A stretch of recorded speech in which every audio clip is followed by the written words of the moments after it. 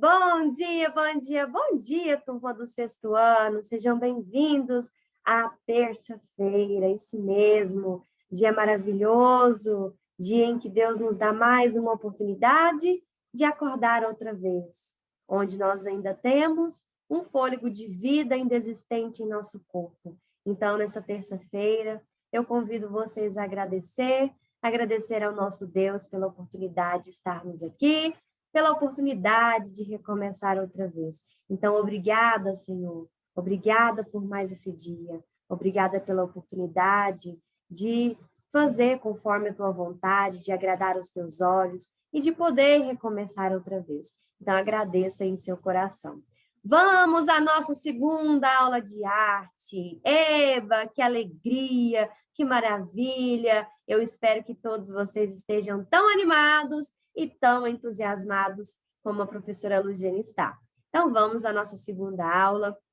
Lembrando que na aula de hoje, a professora Lugiane vai corrigir a atividade da aula anterior. Lembrando que algumas questões são pessoais, então a professora Lugiane vai corrigir aquelas questões, aquela parte da atividade, que são questões que não são pessoais, tá bom? E na aula de hoje, vocês vão aprender também um conteúdo novo, certo? Vocês vão aprender a explorar, a reconhecer, a produzir, né, usando a criatividade, né, dos elementos constitutivos, né, das artes visuais. Vocês vão relembrar um pouquinho o que é ponto, o que é linha, o que é forma, o que é textura, o que é um espaço, um movimento, os planos, né? Tudo relacionados, né, com a perspectiva, né, da arte, né? Então, vamos lá, meus amores? Vamos lá, a professora Lugina vai compartilhar agora a tela e nós vamos começar, né, com a correção. E logo após a correção, a professora Lugina vai explicar sobre o conteúdo novo, isso mesmo. Então, vamos lá, vamos corrigir com muita alegria. Pegue o seu lápis, pegue a sua borracha, por gentileza, abra o seu caderno de arte e vamos, né, corrigir a atividade. Antes de corrigir, eu coloquei uma mensagem para vocês meditarem durante esse dia de terça-feira. Confia no Senhor e Ele satisfará os desejos do teu coração. Entrega teu caminho ao Senhor. Confia nele e o mais Ele fará. Então, basta confiarmos, entregarmos todos os anseios, né, desejos da nossa alma, do nosso coração nas mãos do Senhor, porque Ele tudo pode, Ele é grande, Ele é poderoso, Ele é nosso Rei, o nosso Senhor, o nosso Pai, nosso Criador. E Ele tudo faz, né, conforme a vontade dEle, para nos alegrar, né? Então, vamos entregar o nosso caminho, todos os nossos sonhos, nas mãos do nosso Deus. Vamos à correção da nossa atividade com muita alegria. Então, vocês puderam observar que a professora Lugênia colocou um texto. Então, antes de corrigir, vamos fazer a leitura desse texto? A arte na nossa vida, de Jô Oliveira e Lucília Garcês. Você pode pensar que não conhece arte, que não convive com objetos artísticos, mas estamos todos muito próximos da arte. Nossa vida está cercada dela, por todos os lados, ao redor, ao acordar pela manhã e olhar o relógio para saber a hora, você tem o primeiro contato do dia com a arte. O relógio, qualquer que seja o seu desenho, passou por um processo de produção, né? Produção que exigiu planejamento visual. Especialistas estudaram, aplicaram noções de arte. A forma do seu relógio é resultado de uma longa história de imaginação humana e das suas preferências. A cor, a forma, o volume, o material que foram escolhidos estão testemunhando o tempo e a transformação do gosto e da técnica. Ao observá-lo, você percebe que é um objeto antigo ou moderno. Você reconhece que quem o desenhou preferia formas curvas ou retas, ou ainda dourado e até pedrinhas de brilhantes. Quem escolhe um relógio para comprar decide com base em suas preferências pessoais. Alguns preferem os mais elaborados, outros preferem os mais simples. É o gosto pessoal que predomina e este pode variar infinitamente. Varia porque recebe influências de acordo com a idade, com a época, com o meio social em que a pessoa vive. E como nos diz a sabedoria popular, gosto não se discute, mas, quem sabe, possamos discutir o gosto. Em outros objetos do seu quarto, do seu cotidiano, você pode observar a presença da arte na estampa do seu lençol, no desenho da sua cama, no formato da sua escova de dentes, no desenho da torneira e da pia do banheiro, na xícara que você toma leite, nos talheres, no modelo do carro, no formato do telefone. Em todos os objetos há um pouco de arte aplicada. Esse esforço é para produzir objetos bonitos, agradáveis ao olhar, atraentes e harmoniosos. Está em todas as culturas, em todas as civilizações e em nosso dia a dia. Vamos corrigir a atividade. Qual é o objetivo do texto? Qual que é o objetivo? O objetivo é atrair a atenção de pessoas não especializadas para o verdadeiro conceito de arte, ou seja, para aquelas pessoas que não conhecem o que é arte, não entendem o conceito de arte, porque a arte está no nosso dia a dia. Ao olharmos no nosso entorno, ao redor, em objetos da nossa casa, nós podemos observar que nós temos arte, né? Em tudo, em um copo, em um talher, em tudo que nós tivermos contato, né? Nós observamos que envolve a arte. Número 2, identifique os referentes das palavras destacadas em nossa vida, destacadas em letra A. Nossa vida está cercada dela por todos os lados. Cercada dela, o dela se refere a quê? A arte, isso mesmo, porque a nossa vida está cercada de arte, né, por todos os lados, né? Então, o dela se refere à arte. Letra B. Ao observá-lo, você percebe que é um objeto antigo. Então, para responder essa questão número 2, você deveria fazer a leitura do texto, né? Texto de apoio. Então, o lo, observá-lo, se refere ao relógio, que é necessário a gente observar o relógio para ver se ele é um objeto antigo ou não, ver os detalhes dele. Letra C. E este, quando tem o colchete e as reticências, significa que tem mais palavras, frases anteriores a essa. Então, vamos analisar. E este pode variar infinitamente. E este, o que pode variar infinitamente? Que pode variar? O gosto pessoal. Se refere ao gosto pessoal. Letra D. Em que a pessoa vive. Em que se refere ao quê? Ao meio social. Isso mesmo. Na questão número 3, indique uma palavra que poderia substituir o verbo escolhidos em a cor, a forma, o volume, o material em que foram escolhidos estão testemunhando o tempo e a transformação do gosto e da técnica. Então, para uma palavra que a gente pode substituir, que não vai mudar o sentido, é selecionados. Olha como que vai ficar. A cor, a forma, o volume, o material que foram selecionados estão testemunhando o tempo e a transformação do gosto e da técnica. Então, selecionados é um sinônimo da palavra escolhidos, ou seja, as duas têm o mesmo significado. Número 4, em. Nós temos aí, né, o colchete com reticências, que não convive, né, que não convive com objetos artísticos, mas estamos todos muito próximos da arte. Essa palavra aí, mas, né, a palavra poderia ser substituída por letra A, por isso, porque, porém, oposto que, pela palavra porém. Vamos ver como que fica? que não convive com objetos artísticos, porém estamos todos muito próximos da arte. Então, porém, substitui mas e não muda o significado. As duas têm um significado, né, iguais, né? Dá para substituir, que não vai mudar o contexto da oração, o significado da oração. Número 5. Explique o porquê da utilização do sinal de aspas em gosto não se discute. Nós utilizamos o sinal, né, de aspas, né, para sinalizar uma fala que não pertence à autora do texto, visto que se trata, né, de um dito popular.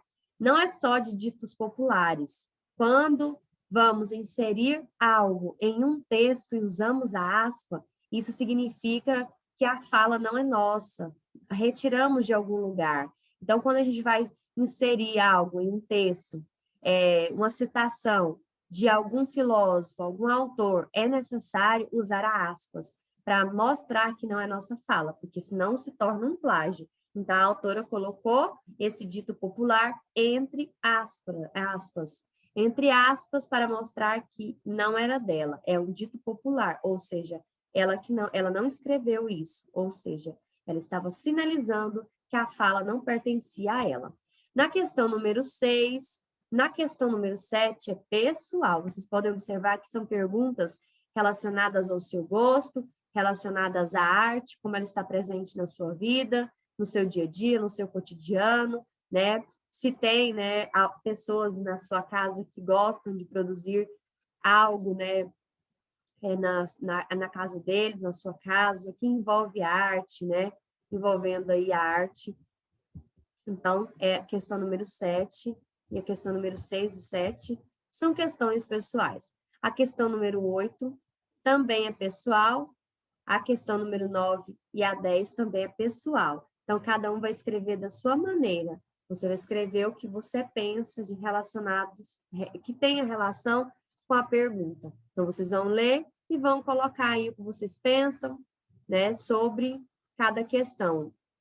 6, 7, 8, 9, 10, que são questões pessoais. Meus queridos alunos, então agora nós vamos à nossa aula com conteúdo novo. Agora eu peço que, por gentileza, vocês peguem o caderno de arte, continuem com ele, mas agora vocês vão fazer o cabeçalho completo, colocando aí o conteúdo da aula de hoje, que é elementos da linguagem, elementos constitutivos da arte visuais. Então, na aulinha de hoje, vocês vão revisar sobre o ponto, sobre a linha, forma, sobre a cor, sobre o espaço, o movimento, né? Vão relembrar o que é textura, tá bom, pessoal? Sobre os planos, a perspectiva, né? A partir de narrativas, né? Pessoais, sociais e estéticas. Então, vamos à definição de ponto. O que é um ponto? Então, vamos lá. É o elemento mais pequeno de uma composição. Define-se também pelo limite ou intersecção de linhas.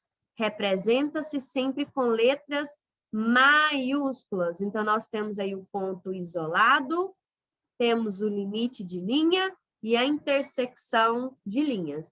Pessoal, eu peço que, por gentileza, vocês façam anotações dessa aula.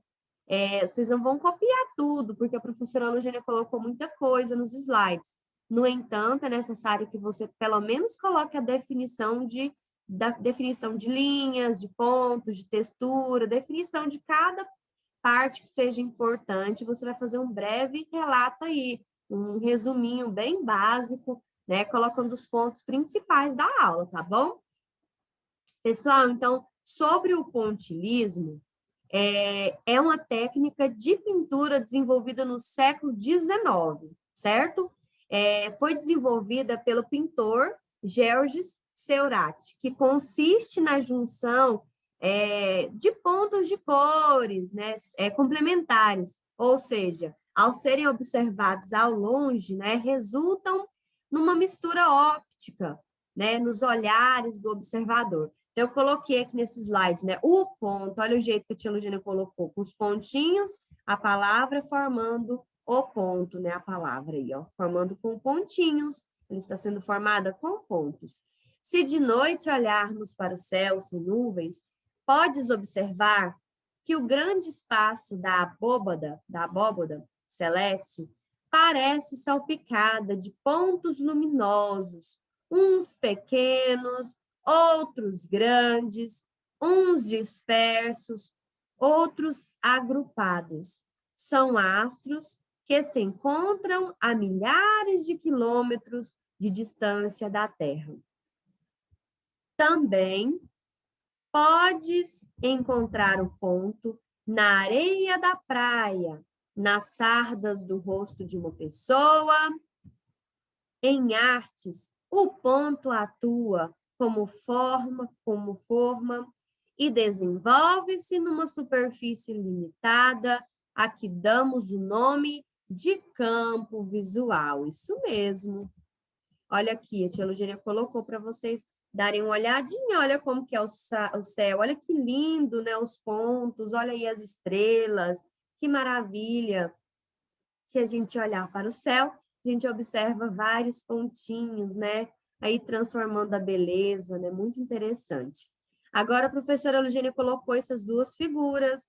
Essa primeira figura, vocês podem observar que tem alguns pontos, olha, é o campo visual, é a superfície limitada, em que as formas se desenvolvem. Então, aqui é um campo onde as formas vão ganhando formas, a partir dos detalhes que nós vamos colocando, vamos usando os pontos. Aqui nesse campo não tem nada, ou seja, no campo visual não existe formas, dizemos que é um campo vazio. Então, em um local onde o campo visual não existe nada, nós vamos chamar de campo vazio, certo? E aqui, quando nós temos desenhos, pontos, né, algo dentro desse campo, nós chamamos de campo visual. Então, agora vocês sabem diferenciar o que é campo visual e o que é campo vazio, né? Olha aqui, pessoal. Observe com atenção. Vamos observar, né, os diferentes aspectos que o ponto pode transformar dentro de um campo, né, visual. Quanto ao aspecto gráfico, e os pontos, né, podem estar dispostos. Então, olha aqui, olha, que legal. Se a gente pegar os pontos, né, e colocar por acaso, vão ficar todos espalhadinhos, né, igual as estrelas do céu. Agora, se a gente pegar os pontos e ordenar, a gente pode formar desenhos. Olha que interessante. Formei uma seta a partir dos pontos, né? Ou seja, os pontos ordenados. Isso mesmo. Olha aqui que eu coloquei para vocês também. Quanto ao número de pontos que uma superfície contém, podem considerar-se, olha aqui, dispersos, quando os pontos estão todos assim, né, espalhados, um em um local, outro em outro, então a gente chama de dispersos. Agora, quando a gente tem um pouco de pontos espalhados e nós temos, né, deixa eu pegar minha canetinha aqui, e nós temos aqueles pontos que estão assim bem destacados, bem reunidos em algumas partes, né, igual está aqui, nós chamamos de saturados, pontos saturados. E os pontos concentrados é quando tem pontos concentrados em alguns locais, olha para vocês verem. Eles estão concentrados em formato de círculo e em alguns lugares não tem. Vocês podem observar que aqui não tem nada, olha. Então, esses são os pontos, né, concentrados. Exemplos de trabalhos, né, usando aí o pontilhismo, relembrando aí que o pontilhismo surgiu no século XIX, não esqueça, e foi através do pintor Georges Seurat. Foi ele que fez aí a junção, né, de pontos. Vocês podem observar que, olha o tanto de pontinho, olha, e a partir do pontinho formou-se essa pintura, olha que lindo, através do pontilhismo. E a gente pode ver com nitidez, com muita clareza, né, a imagem aqui, né? Nós vemos pessoas, crianças, adultos, crianças, homens, mulheres, uma paisagem belíssima. Nós podemos ver aqui, né, a água que lindo, cachorro, animais. Então, essa imagem é nítida, ou seja, através do pontilhismo, dá para poder construir, dá para poder fazer, né, diversos tipos de arte, né, usando a criatividade aí com o pontilhismo, ou seja, usando os pontos. Seurat, olha aqui, essa outra arte, de Klee e de Kandinsky.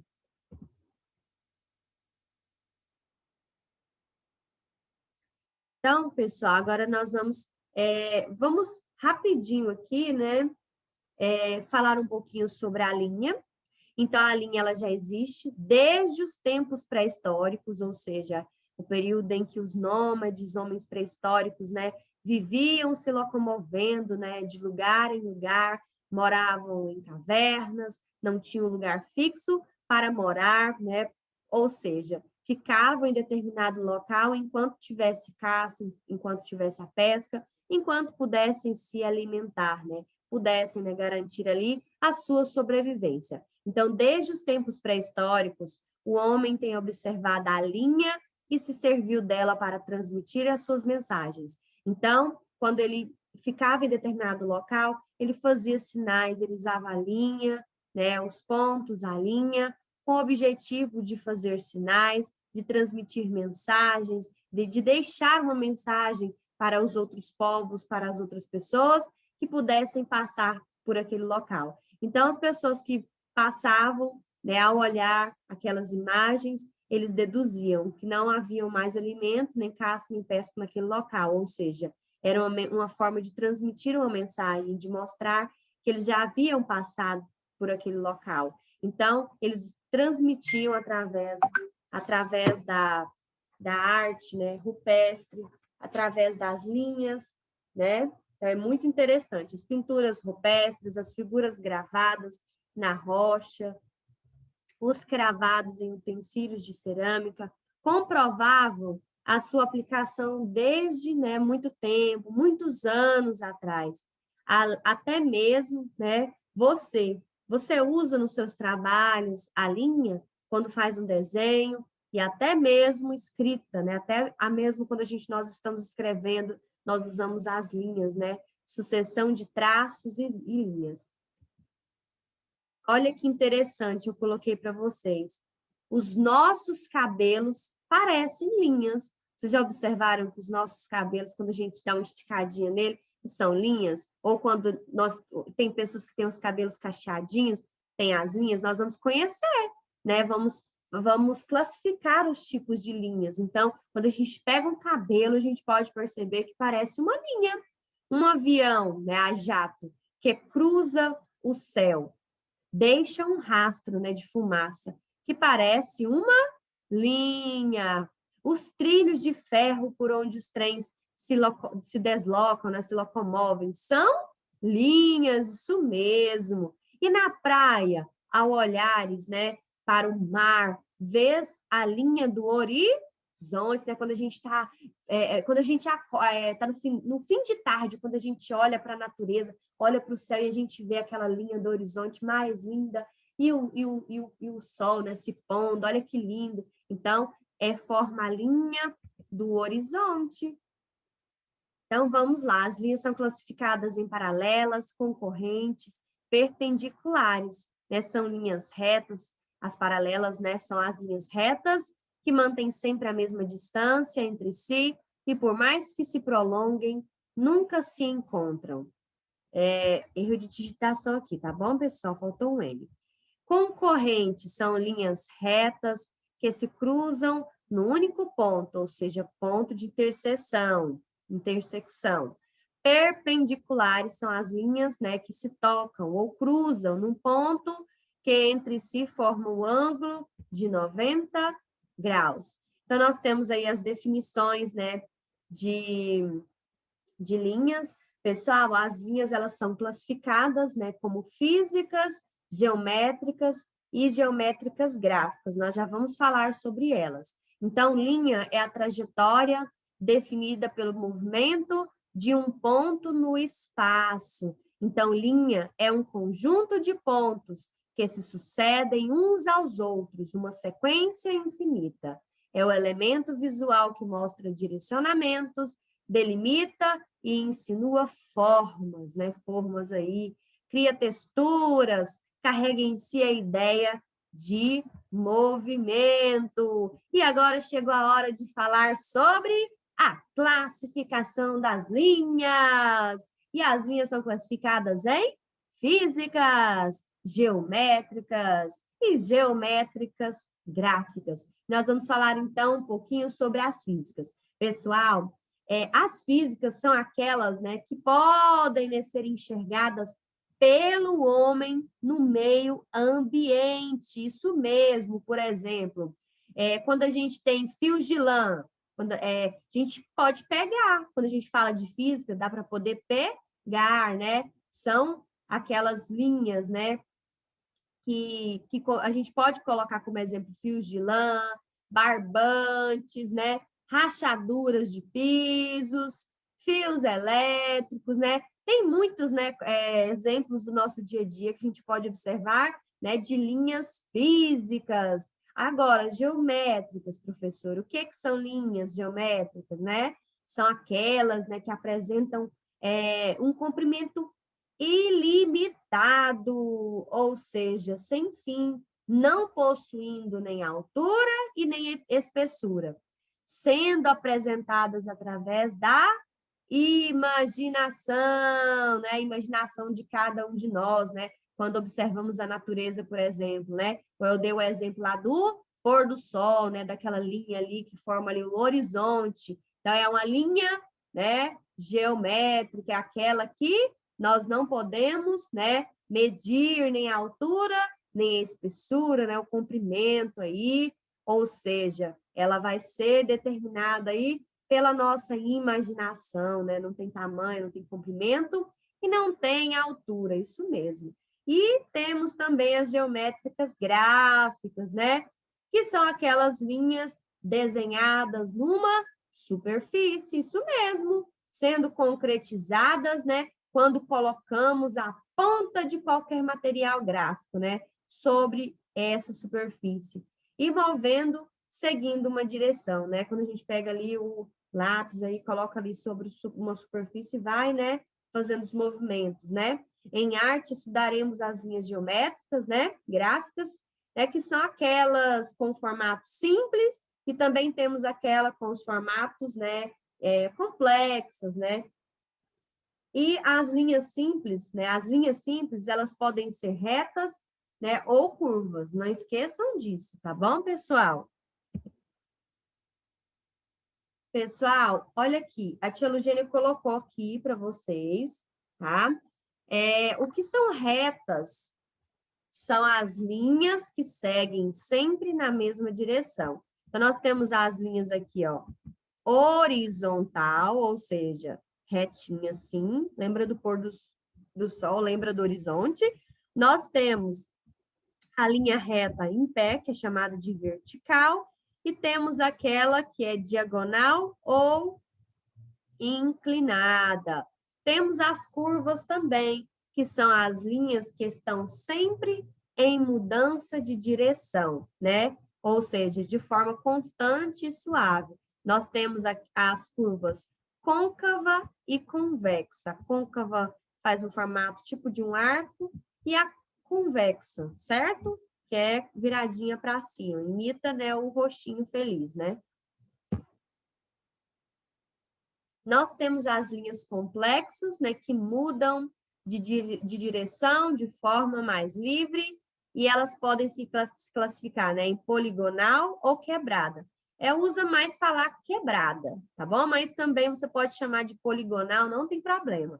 Essa linha aqui, que tem o formato de zigue-zague, né? Ela é uma linha composta por segmentos de retas, né, que possuem diversas direções, ou seja, sobe, desce, né? Formato de zigue-zague. Temos também as sinuosas, mais conhecidas como onduladas, certo? Lembra aí do cabelo, de cabelinho cacheado, né? Tem o formato ondulado aí, né? Compostas por uma sequência de linhas curvas. Nós temos também a linha mista ou mistilínea, nós conhecemos mais como linha mista, né? Composta por linhas retas E curvas, vocês podem observar que começa aí com um zigue-zague, depois faz um formato arredondado, né? Do côncavo, né? Sobe, faz mais um zigue-zague, depois faz aí. Então, a gente pode observar que tem aí, né? Usando a côncava e a convexa, né? Tudo aí reunido, né? Nessa linha mista, tudo misturado, certo? As linhas podem ser longa ou curta, estreita ou larga, colorida ou não, aberta ou fechada. Curva. Olha o jeito como que é a curva. Reta, quebrada e mista, que foi o que a tia Lugênia já mostrou. Isso mesmo. Espiral. É nesse formato que parece um caracol. Nós temos as linhas, né? Quanto aos tipos de traçado das linhas, né? Nós temos as cheias ou contínuas, ou seja, ó, ela começou retinha aqui, né? E foi retinha até o fim, contínua, né? O traço é feito sem nenhuma interrupção, não teve nenhuma interrupção, tornando o movimento visual extremamente rápido. Nós temos o pontilhado também, né? Aqueles que são as pontilhadas, representadas por meio de pontos. Os intervalos entre os pontos tornam o movimento visual mais lento. Tracejados, olha aqui, ó, o pontilhado é pontinhos, tracejados são tracinhos, parou, tracinhos, parou. Então, esses são os tracejadas, né? São representados por meio de traços. Quanto maior o intervalo entre os traços, mais lento e pesado é o movimento. E nós temos aquelas que são chamadas de combinadas, né? Representadas por meio de traços e pontos que são alternados. Começa com um traço, depois parou, faz um pontinho, depois faz um traço, faz um pontinho, traço, mais um pontinho. Então, esses são os traços combinados. Pessoal, então, essa foi a aula de hoje. Nós começamos a falar um pouquinho sobre as linhas. Para a aula não ficar extensa, a tia Lugênia dividiu ela em 2 aulas de explicações. E na outra aula, a tia Lugênia vai terminar, vai concluir, né, vai falar todo o restante do conteúdo, porque tem muita coisa para falar ainda sobre pontos, linhas, textura, espaço, forma. A professora Lugênia não concluiu. Essa aula é um pouquinho extensa, o conteúdo é grande, mas na próxima aula a professora Lugênia vai concluir e na próxima aula também nós temos uma atividade, tá bom? Então, eu espero que vocês façam. Então, na aula de hoje, o que vocês vão fazer? Corrigir a atividade da aula anterior e vocês vão fazer as anotações, vão fazer um resuminho aí do que foi falado na aula de hoje. Não esqueçam de fazer o cabeçalho, não esqueça de colocar o conteúdo e não esqueça de fazer o resumo, de tirar uma foto do conteúdo que nós, né, trabalhamos na aula de hoje, que a professora ministrou, e tire uma foto e me envia, porque é através da foto que eu estou te avaliando. Eu tenho uma planilha onde a professora Lugênia está inserindo tudo. Então, se você não me envia foto, você não tem nota. Então, para você garantir a sua nota, faça o resumo, faça as anotações, né? Pode fazer os desenhos, se você quiser, se você gostar, pode decorar, faça as margens no caderno. Eu quero caderno de arte impecável, quero que vocês continuem caprichando. Estou muito orgulhosa e muito feliz dos cadernos, das fotos que vocês estão me enviando, das atividades tão bem elaboradas, organizadas, estão caprichando bastante na caligrafia, então eu quero parabenizá-los, tá bom? Então, eu vou esperar aí o resumo de vocês. Até a próxima aula. Um beijo no coração de vocês. Fiquem com Deus e tchau, tchau, meus amores. Um beijão.